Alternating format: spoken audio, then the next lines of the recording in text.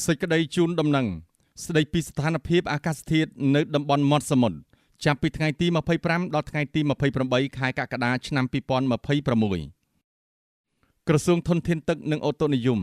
សូមជម្រាបជូនដំណឹងដល់សាធារណជនឲ្យបានជ្រាបថាយោងតាមការវិវត្តយ៉ាងលឿននៃបាតុភូតព្យុះទី12ឈ្មោះ 0T2612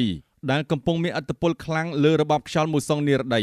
នឹងធ្វើឲ្យស្ថានភាពអាកាសធាតុនៅព្រះរាជាណាចក្រកម្ពុជាចាប់ពីថ្ងៃទី25ដល់ថ្ងៃទី28ខែកក្កដាឆ្នាំ2026នៅតំបន់មាត់សមុទ្រមានខេត្តកោះកុងខេត្តព្រះសីហនុកំពតនិងខេត្តកែបព្រមទាំងតំបន់ជួរភ្នំបូកគោជួរភ្នំក្រវាញនិងតំបន់ជួរភ្នំដងរែកភ្លៀងនៅតែបន្តធ្លាក់ពីមធ្យមទៅច្រើនជាមួយបាតុភូតផ្គររន្ទះនិងខ្យល់កន្ត្រាក់ដែលជាកត្តាធ្វើឲ្យងាយមានចំនួនទឹកភ្លៀងចំណែកសមុទ្រមានរលកបោកបក់ខ្លាំងនិងខ្ពស់ដោយមានកម្ពស់មធ្យមអបបរមា 0.50 ម៉ែត្រនិងកម្ពស់មធ្យមអតិបរមា 1.75 ម៉ែត្រអាស្រ័យដោយបានជម្រាបជូនខាងលើសូមសាធារណជននិងអាជ្ញាធរដែនដី